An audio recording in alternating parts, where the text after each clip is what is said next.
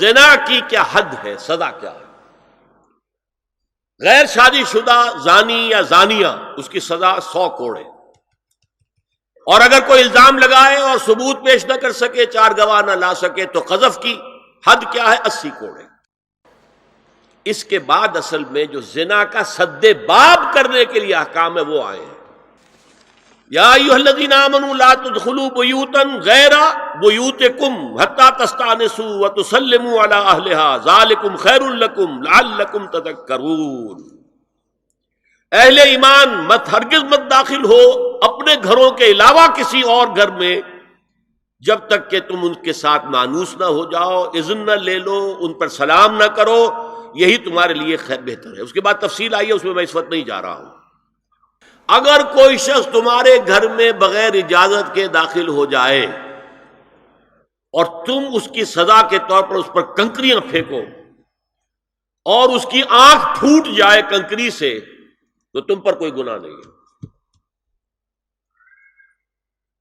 بغیر اجازت کے گھر میں آ گیا ہے، بغیر اذن کے، بغیر استئذان کے کنکریاں مارو اور کنکری سے آنکھ پھوٹ جائے، فما کان علیک من جناح، کوئی حرج نہیں۔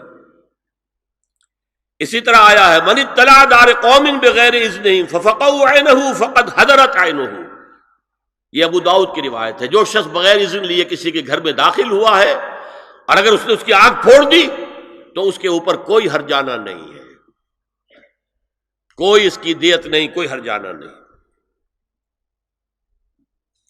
اجازت لینے کے ضمن میں کیا ہے؟ حضور نے طریقہ بتایا، 3 مرتبہ پکارنے کی حد مقرر کر دی، فرمایا اگر تیسری مرتبہ پکارنے پر بھی جواب نہ آئے تو واپس ہو جاؤ۔ قرآن میں بھی ہے اذا قیل لکم ارجعوا فارجعوا، اگر تم وہ کہتے چلے جاؤ، ملاقات نہیں ہو سکتی، چلے جاؤ۔ ہاں اگر آپ ٹائم لے کر آئے ہیں تب بات دوسری ہے، پھر تو اس کو ملنا ہے، لیکن آپ ایسے ہی پہنچ گئے ہیں، پتہ نہیں وہ اپنی کس مصروفیت میں ہے، آپ کا حق نہیں ہے کہ وہ آپ کو ریسیو کرے اور آپ سے بات کرے۔ اذا قیل لکم ارجعوا فارجعوا، اور برا نہ مانو کہ میرا یہ معاملہ کیا، میں آیا تھا اور مجھے جو ہے مجھ سے ملاقات نہیں کی، نہیں۔ اور اس سلسلے میں ایک بڑا دلچسپ واقعہ ہے۔ ایک مرتبہ آپ حضرت سعد ابن عبادہ کے ہاں گئے اور السلام علیکم ورحمۃ اللہ کہہ کر 2 دفعہ اجازت طلب کی، مگر اندر سے جواب نہ آیا۔ تیسری مرتبہ جواب نہ ملنے پر آپ واپس ہو گئے۔ حضرت سعد اندر سے دوڑ کر آئے اور عرض کیا یا رسول اللہ، میں آپ کی آواز سن رہا تھا مگر میرا جی چاہتا تھا کہ آپ کی زبان مبارک سے میرے لیے جتنی بار بھی سلام و رحمت کی دعا نکل جائے اچھا ہے، تیسری مرتبہ بھی آپ کہیں۔ پھر دوڑ کر آئے اور لپٹ گئے حضور سے صلی اللہ علیہ وسلم۔ یہ ہے استئذان کا معاملہ۔ اب آ رہی ہے اصل آیت، قل للمؤمنین یغضوا من ابصارہم ویحفظوا فروجہم ذالک ازکی لہم ان اللہ خبیر ما یصنعون وقل للمؤمنات یغضضن من ابصارہن ویحفظن فروجہن ولا یبدین زینتہن الا ما ظہر منها وَلْيَضْرِبْنَ بِخُمُرِهِنَّ عَلَى جُيُوبِهِنَّ وَلَا يُبْدِينَ زِينَتَهُنَّ إِلَّا لِبُعُولَتِهِنَّ أَوْ آبَائِهِنَّ أَوْ آبَاءِ بُعُولَتِهِنَّ أَوْ أَبْنَائِهِنَّ أَوْ أَبْنَاءِ بُعُولَتِهِنَّ أَوْ إِخْوَانِهِنَّ أَوْ بَنِي إِخْوَانِهِنَّ أَوْ بَنِي أَخَوَاتِهِنَّ أَوْ نِسَائِهِنَّ أَوْ مَا مَلَكَتْ أَيْمَانُهُنَّ أَوِ التَّابِعِينَ غَيْرِ أُولِي الْإِرْبَةِ مِنَ الرِّجَالِ أَوِ الطَّفْلِ الَّذِينَ لَا يَظْهَرُوا عَلَى عَوْرَاتِ النِّسَاءِ وَلَا يَضْرِبْنَ بِأَرْجُلِهِنَّ لِيُعْلَمَ مَا يُخْفِينَ مِنْ زِينَتِهِنَّ وَتُوبُوا إِلَى اللَّهِ جَمِيعًا أَيُّهَا الْمُؤْمِنُونَ لَعَلَّكُمْ تُفْلِحُونَ۔ یہ لمبی آیت ہے۔ اہل ایمان، اے نبی کہہ دیجئے اہل ایمان مردوں سے اپنی نگاہیں نیچی رکھا کریں اور اپنی شرمگاہوں کی حفاظت کریں، یہی ان کے لیے زیادہ پاکیزہ عمل ہے۔ ان اللہ خبیر بما یصنعون، اور جو کچھ وہ کر رہے ہیں اللہ اس سے واقف ہے۔ وَقُلْ لِلْمُؤْمِنَاتِ يَغْضُضْنَ مِنْ أَبْصَارِهِنَّ، اور مومن عورتوں سے بھی کہہ دیجئے کہ وہ اپنی نگاہیں جو ہیں نیچی رکھا کریں، وَيَحْفَظْنَ فُرُوجَهُنَّ، اپنی شرمگاہوں کی حفاظت کریں، وَلَا يُبْدِينَ زِينَتَهُنَّ إِلَّا مَا ظَهَرَ مِنْهَا، اور اپنی زینت کو ظاہر نہ کیا کریں سوائے اس کے کہ جو بالکل ظاہر ہو جائے، از خود ظاہر ہو۔ دیکھیے سب سے پہلے میں آپ کو بتا چکا ہوں کہ یہ گھر کے اندر کا پردہ ہے، نگاہیں نیچی رکھنا گھر کے مرد بھی اور گھر کی عورتیں بھی. یہ کیوں کہا گیا؟ آج آپ کے علم میں نہیں ہوگا انسیسٹ کس قدر تیزی سے پھیل رہا ہے مغرب کے اندر. انسیسٹ کہتے ہیں باپ کا اپنی بیٹی سے ملوث ہو جانا، ماں کا اپنے بیٹے سے ملوث ہو جانا، بہن بھائیوں کا آپس میں زناکاری کرنا، یہ انسیسٹ کہلاتا ہے. اس وقت امریکہ میں سب سے زیادہ جو پریکٹس ہے وہ سائیکیٹرسٹ کی ہے. بڑی فیسیں ہیں، بڑی دوائیں ہیں. جو فارماسیوٹیکل انڈسٹری ہے اس میں بھی سب سے زیادہ فلرشنگ وہ دوائیں ہیں کہ جو ذہنی امراض کی ہیں. اور مجھ سے وہاں کئی سائیکیٹرسٹ نے کہا ذہنی امراض کا سب سے بڑا سبب انسیسٹ ہے.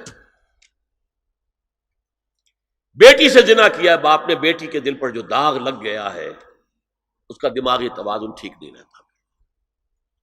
بہن سے زنا کیا بھائی نے، اور یہ نہ سمجھیے کہ آپ کے ہاں نہیں ہو رہا، یہ وبا آ چکی ہے. کئی آپ نے اخبار میں پڑھا ہوگا بیٹی نے جا کر تھانے میں خبر دی کہ باپ نے میرے ساتھ یہ حرکت کی. یہ ساری چیزیں آج ہو رہی ہیں ہمارے. اس لیے کہ جب زنا کے جو دوائی ہیں، داعیات ہیں، جو زنا کی ترغیب ہے وہ پھیلی ہوئی ہوگی، عام ہوگی، تو راستے نکالے گا. گھروں میں مرد بھی اپنی نگاہیں نیچی رکھیں. کیا مطلب؟ باپ بھی اپنی بیٹی کو گھور کر نہ دیکھے. بیٹی بیٹی ہے، لڑکی ہے. جوان بھائی بھی اپنی جوان بہن کو گھور کر نہ دیکھا. نگاہیں نیچے رکھو.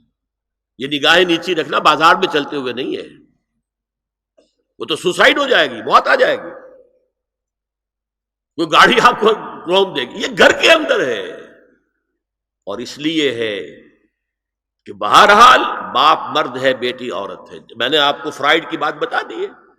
وہ تو کہتا ہی ہے کہ باپ اگر محبت بری نگاہ بیٹی پر ڈالا اس میں سیکس ہے، سیکس کا جذبہ ہے. اگر ماں بیٹے پر محبت بری نگاہ ڈال رہی ہے تو سیکس ہے، ایڈیپس کمپلیکس مشہور ہے اس کا.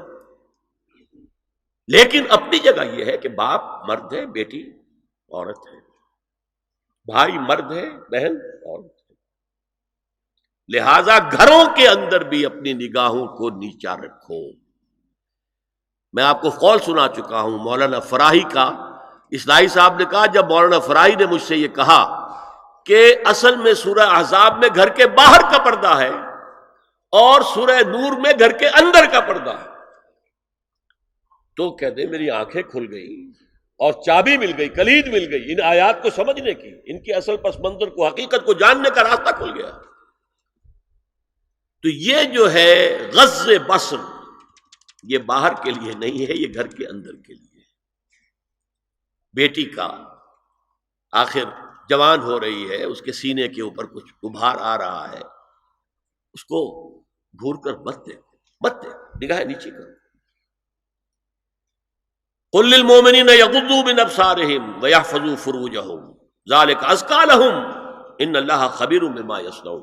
نوٹ کر لیجئے کہ یہ کہاں ہو رہا ہے؟ گھر میں داخلے کے بعد. گھر میں داخلہ اجازت سے، اور داخلہ ہوگا صرف محرموں کا. گھر کے اندر جو ہے وہ نامحرم تو نہیں آئے گا. یہ میں آگے بیان کر رہا ہوں. وَقُلْ لِلْمُؤْمِنَاتِ يَغْضُضْنَ مِنْ أَبْصَارِهِنَّ وَيَحْفَظْنَ مِنْ فُرُوجِهِنَّ، اور کہہ دیجئے مومن عورتوں سے بھی کہ وہ بھی اپنی نگاہیں جھکا کر رکھیں اور اپنی شرمگاہوں کی حفاظت کریں. وَلَا يُبْدِينَ زِينَتَهُنَّ إِلَّا مَا ظَهَرَ مِنْهَا. اس ٹکڑے پر بڑا قیل و قال ہے جدید مفکرین اور جدید دانشوروں نے کہ وہ اپنی زینت ظاہر نہ کرے سوائے اس کے جو خود ظاہر ہو جائے. وہ کہتے ہیں اس میں چہرہ بھی شامل ہے، اور جب چہرہ شامل ہے تو اس کا مطلب چہرے کا پردہ نہیں ہے. لا حول ولا قوت الا باللہ. آپ کو بہت سے حضرات نے وہ پڑھی ہوگی بحث جو جنگ میں ہو گئی تھی. ایک صاحب وہ انسٹیٹیوٹ آف پالیسی اسٹڈیز اس کے اسکالر ہیں، ریسرچ کا، انہوں نے لکھ دیا کہ الا ما ظہر منہا میں چہرہ ظاہر ہے، شامل ہے، لہذا پردہ نہیں ہے. اور ارشاد احمد حقانی صاحب نے بھی زوردار اس کے اوپر جو ہے وہ تائید لکھ دی اور گویا کہ کہا کہ اب تو مسئلہ ہی طے ہو گیا، جب ایک ریسرچ اسکالر کہہ رہا ہے تو یہ مولوی ملاٹے جو کہتے پڑھتے ہیں کہ یہ عورت کا جو چہرے کا پردہ ہے، یہ تو بات ختم ہو گئی. The matter is clinched. میں نے صرف ایک جواب دیا کہ اس شخص نے جو بڑا ریسرچ اسکالر تھا، پہلے یہ لکھا ہے کہ سورہ نور کی ان آیات میں سطر کے احکام آ رہے ہیں، تو پھر یہاں پردے کا شعر کا معاملہ کیا ہو؟ سطر میں تو پردہ چہرہ شامل نہیں ہے. محرموں سے پردہ کیا ہے؟ محرموں سے، اس کا نام سطر ہے. عورت کا پورا جسم سطر ہے سوائے چہرے کی ٹکیا اور یہ ہاتھ اور یہ پاؤں، بس. کیا مطلب ہے؟ بھائی بھی نہیں دیکھ سکتا بہن کے جسم کا کوئی اور حصہ، باپ بھی نہیں دیکھ سکتا بیٹی کے جسم کا کوئی حصہ. یہ سطر ہے. سطر محرموں سے پردہ ہے. اس سے آگے صرف شوہر یا حسب ضرورت طبیب، سرجن، بس. یہ محرموں کا پردہ ہے. گھر میں عورت رہے گی تو سطر کے ساتھ رہے گی. محرم آئیں گے، چچا اس کا محرم ہے، آئے گا، لیکن وہ بھی تو مرد ہے نا. چہرہ تو نہیں ڈھانپے گی اس لیے کہ محرم ہے، لیکن باقی جسم سطر. عورت کا پورا جسم سطر ہے سوائے چہرے کی ٹکیا. بال بھی سطر میں شامل ہے. سر پر وہ سکارف جو آج کل بنا ہوا ہے، بہت بڑا مسئلہ، انہوں نے چہرے کو نکال دیا، صرف سکارف سمجھا ہوا، پر حجاب کہتے ہیں. حالانکہ وہ حجاب پورا تو نہ ہوا، وہ صرف ایک حصہ ہے، لیکن ایک حصہ صحیح ہے. سر کے بال جو ہے وہ چھپے ہونے چاہیے، یہ سطر میں شامل ہے. چہرے کی ٹکیا ہے جو سطر سے باہر ہے. ہاتھ ہے پہنچوں سے باہر، اور پیر ہے ٹخنوں سے نیچے، بس. اللہ اللہ خیر سے. تو فرمایا ما ظہر منہا من زینتہن میں الا ما ظہر منہا میں کیا کیا چیزیں آ سکتی ہیں. دیکھیے، اگر عورت پوری کی پوری برقعے کے اندر ملبوس ہے، چہرے پر بھی نقاب ہے، آنکھوں کے آگے بھی یا جالی ہے یا کوئی چشمہ ہے، تو پھر بھی اس کے حسن کا ایک حصہ وہ ہے جو ظاہر ہے. اگر طویل القامت ہے، قد و قامت، یہ حسن کا حصہ ہے کہ نہیں؟ وہ کہاں چھپائے گی؟ اور غالب نے جو شعر کہا ہے، تیرے سرو قامت سے ایک قد آدم قیامت کے فتنے کو کم دیکھتے ہیں. سرو قد عورت. اسی طرح جسم سے ڈول ہے، اکیرا بدن ہے، یہ تو نہیں چھپے گا. عورت موٹی ہے، کیسی ہے، جسم جو غیر متناسب ہے، یہ تو نہیں چھپے گا. متناسب ہے اعضاء، قداور ہے، اکیرا بدن ہے. یہ ہے وہ چیزیں کہ جو حجاب کے سلسلے میں ما ظہر منہا. یہاں ہو رہا ہے کہ یہ سطر کے سلسلے میں ہے ما ظہر منہا، زینت کا، اور وہ چہرہ ہے. لیکن اب اس میں ایک اور بات، وَلْيَضْرِبْنَ بِخُمُرِهِنَّ عَلَى جُيُوبِهِنَّ. یہ بھی گھر کے اندر کی بات ہو رہی ہے. چونکہ میں پہلے بتا چکا ہوں، جلباب ہوتا تھا جب گھر سے باہر نکلتی تھی عورت، تو وہ اپنی چادر لپیٹتی تھی اپنے گرد، چہرہ نہیں ڈھانپتی تھی. صرف چہرے کا حکم دیا گیا اس کے ضمن میں. وہ سورہ احزاب کی آیت ہے، وہ رہ گئی، میں بیان کروں گا. اور خمار اوڑھنی ہوتی تھی جو گھر میں اوڑھتی تھی. گھر میں ظاہر بات ہے کہ جلباب تو نہیں لیا جا سکتا، آخر گھر کا کام کاج کرنا ہے. ہلکی سی اوڑھنی تو وہ گھر میں. لیکن فرمایا وَلْيَضْرِبْنَ بِخُمُرِهِنَّ عَلَى جُيُوبِهِنَّ. اور انہیں چاہیے کہ اپنی اوڑھیوں کے، بکل اوڑھنیوں کے، اپنے سینوں کے اوپر، گریبانوں کے اوپر بھی مار لیا کریں، تاکہ یہ سینے کے جو ابھار ہیں ان کو ایک ایڈیشنل کور مل جائے. هي الحلقات تحفظني بآيات من القرآن، هي الحلقات تملأني بحب المصطفى العدنان، هي الحلقات تحفظني